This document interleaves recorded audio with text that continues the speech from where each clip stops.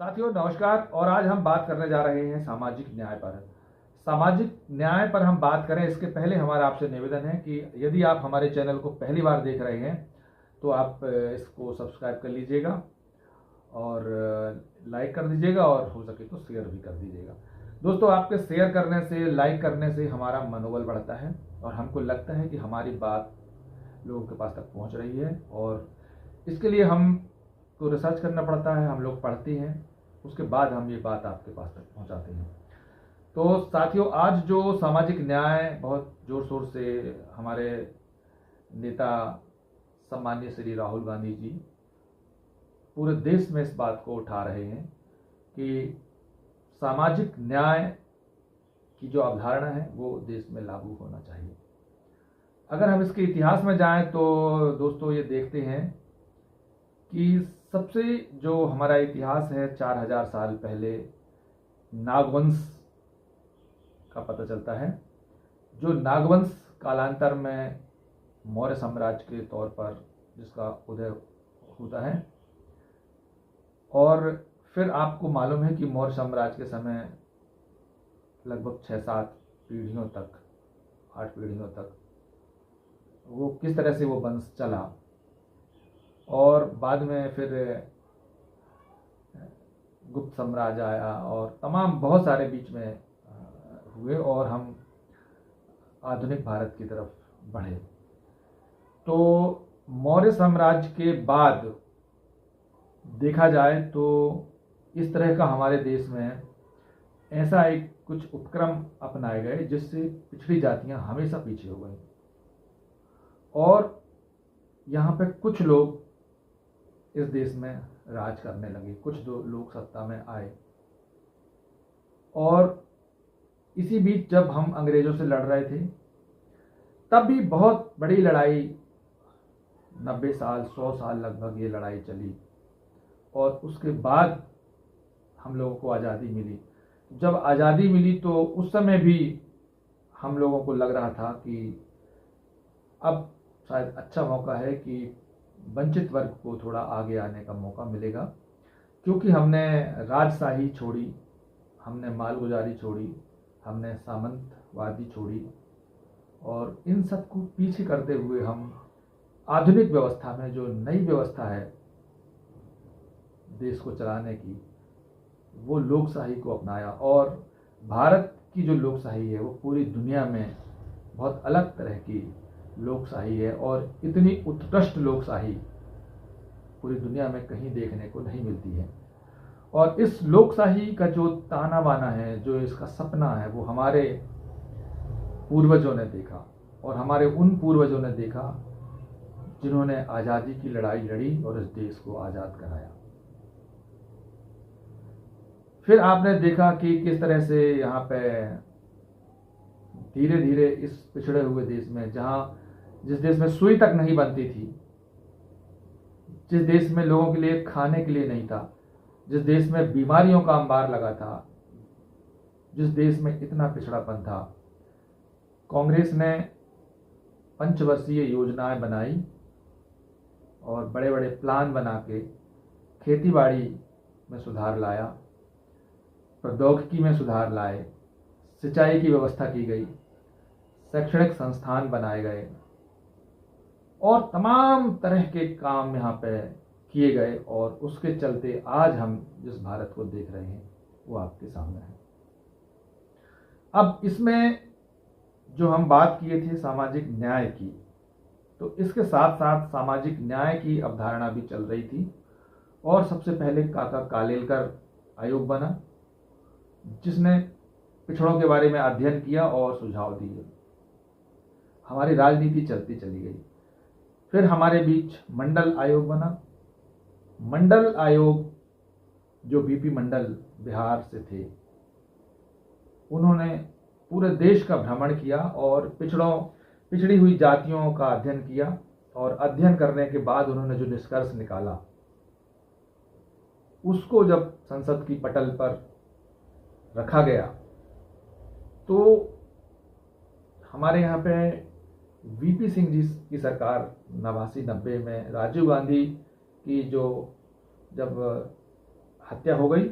और फिर जब उसके बाद जो सरकार बनी वो वीपी सिंह जी की सरकार बनी, और वीपी सिंह जी की सरकार जो है वो भारतीय जनता पार्टी के सहयोग से बनी। के लिए मंडल आयोग की सिफारिशों को लागू किया, और जो शैक्षणिक तौर पर, सामाजिक तौर पर, आर्थिक तौर पर तमाम उन्होंने परिभाषाएं गढ़ी। उन परिभाषाओं में जो पिछड़े हुए लोग हैं, उनकी जातियां हैं, उसकी लिस्ट बनाई, और उसके बाद में उन्हें 27% शैक्षणिक संस्थानों में, राजनीति में, उद्योगों में, तमाम जो उपक्रम हैं उन सब में देने की बात उन्होंने कही, और उसको संसद के पटल पर रखा और सरकार ने उसे लागू किया। लेकिन आपको मालूम है कि जैसे ही ये बात पता चली देश को कि 27% आरक्षण पिछड़ों को मिलने जा रहा है, इस देश में बवाल मच गया, और उस समय की भारतीय जनता पार्टी की सरकार ने अपना समर्थन वापस ले लिया और वीपी सिंह की सरकार गिर गई। सिर्फ इतना ही नहीं हुआ,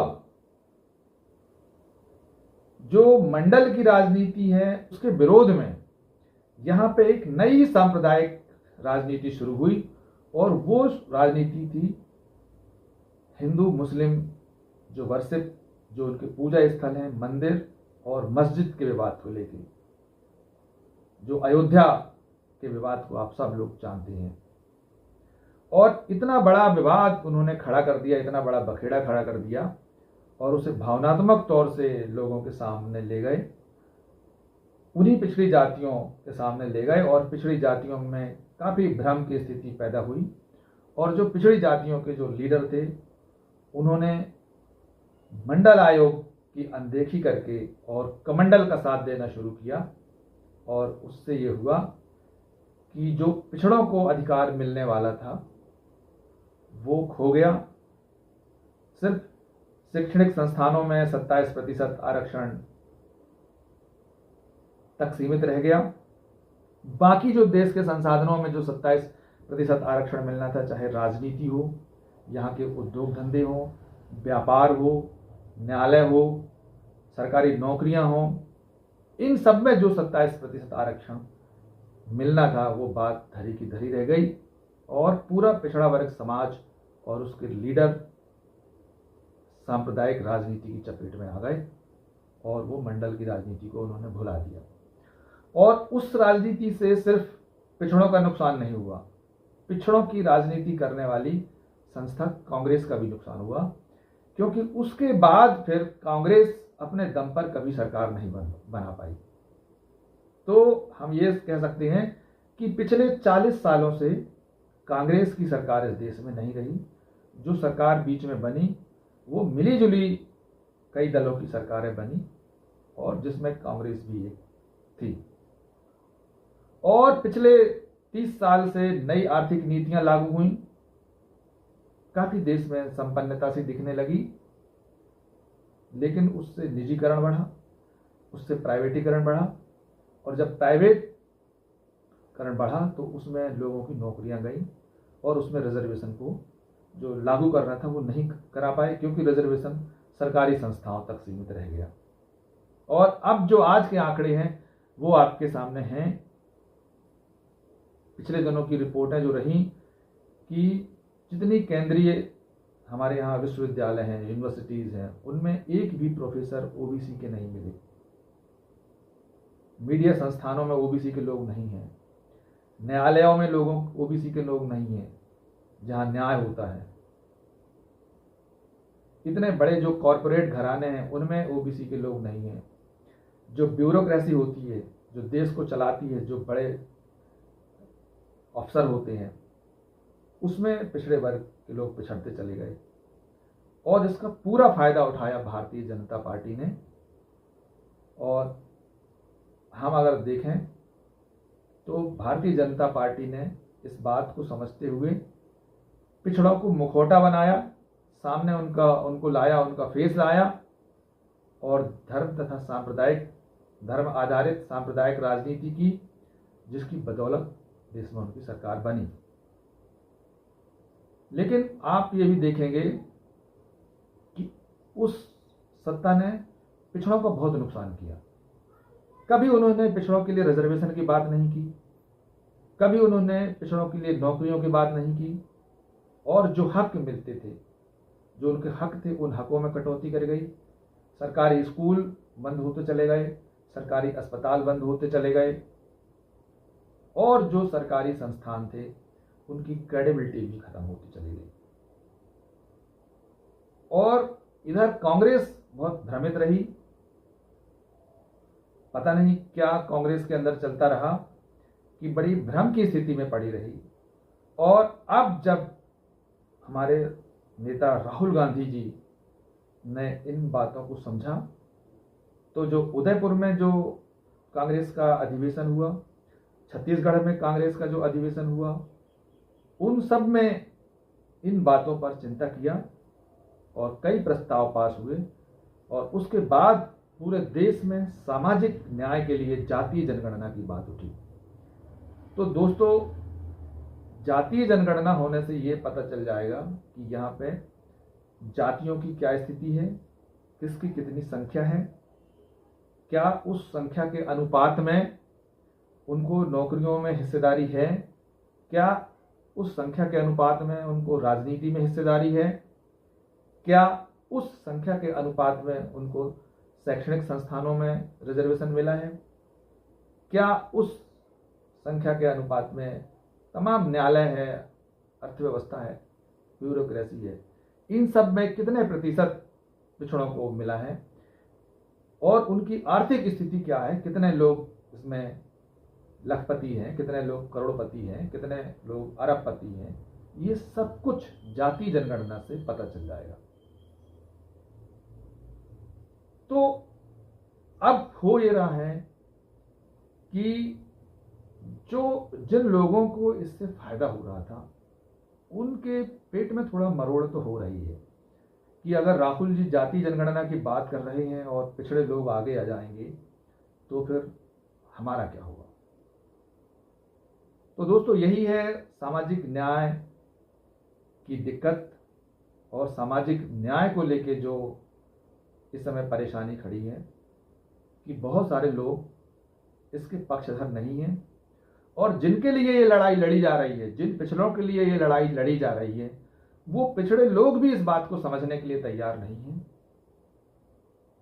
वो भी बटे हुए हैं। ऐसी स्थिति में जननायक राहुल गांधी अगर इस बात को पूरे देश में घूम घूम कर उठा रहे हैं, तो हम पिछड़ों की तरफ से उनका बहुत हार्दिक अभिनंदन, स्वागत करते हैं और उनके साहस को सलाम करते हैं।